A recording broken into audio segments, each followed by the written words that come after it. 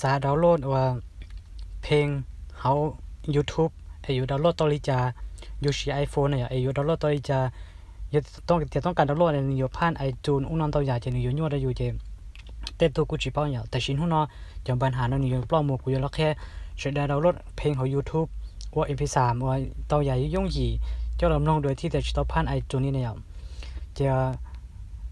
วันแต่ชับไปจะกูแนะนำก่อนเนี่ยไปดาวน์โหลดรูปแอปนอนอย่างรูปแอปนอนหูเตียโดคิวเมนต์เนี่ย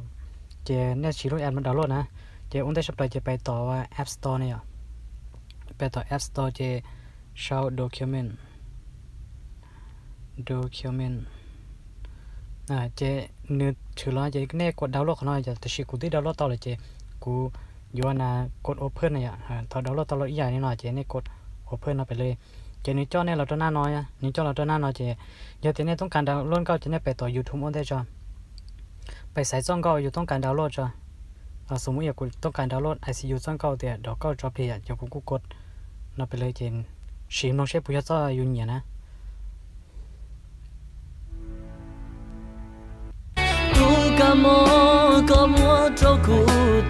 เดี๋ยวแต่อยู่ต้องก็อยู่เนี่ยแล้วนะเจ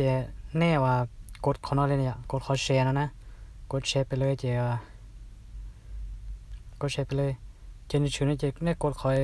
copy link เนี่ยเจกด copy link ต่อจะแต่ของ YouTube จะเป็นการตัวรูปแอปว่า document เจเนี่ยจะปอกของค่าของเราเนี่ยมัวรู้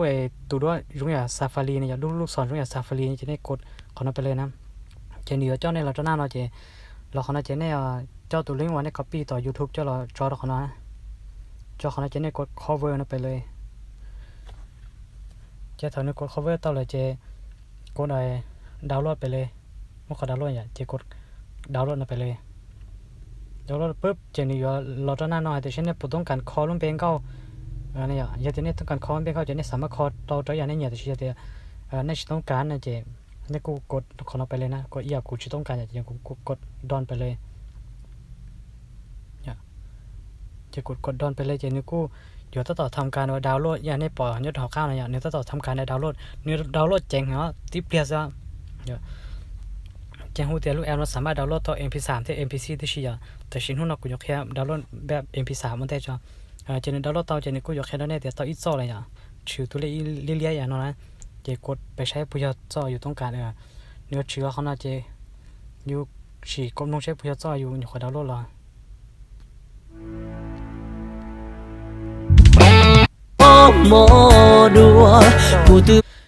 เนื้อจ่ออยู่ขอดาวน์โหลดเลยเจเดินน้อยจังก็กูดาวน์โหลดละตันทอนนะอย่างเจนี่อยู่เนี่ยเราเนี่ยลีเนาะเจลูกแอปเราเนี่ยสามารถฉีกเขาด้วยเขาไฟล์เอกสารเขาอุณเสื่อมตัวไอคูนอุณหลอนเตาหยายอดของนทันทอเจหูแต่ยี่ลูกแอปบอสสะดวกจออยู่ชัดเลยนะถ้าอีกูชี้ iPhone แล้วเจกูจีเป้าแบบดาวน์โหลดเจกูนี่ยอดกูเท่ากู3ลงก็แล้วกูอยู่ต้องลงต่อ YouTube แต่เราเนี่ยตาเลยดาวน์โหลดก็ชิตาวเจนี่กูอยากเขายอดกูแต่ชี้ที่เท่ากูเป้าลูกแอปนั่นแหละเจนี่กูว่ากูสะดวกแต่แรงตอนนั้นอยากเจียเดียเล่นตัวชี iPhone อีกอย่างน้อยเจแนะนำตัวนี้ชีลูกแอปอีกอย่างน้อยยอดเดียเล่นตัวจริงก็เชื่อได้จริงเราสามารถคอมเมนต์เคลียร์ตัวกูเป้าต่อที่ยอดเดียเนี่ยสักกูวิดีโอเคลียร์สอดได้ชีเราเนี่ยกูยิ่งสามารถว่าเดียคอมเมนต์เคลียร์ตัวกูเทียบเป้าวิดีโอเคลียร์ตัวเฉลยอย่าง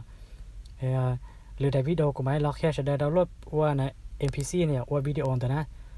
เจ้ากูว่าจอนต่อเฉลยจึงป้าใช้ได้วิดีโอนั่นเทียว่าจอนต่อ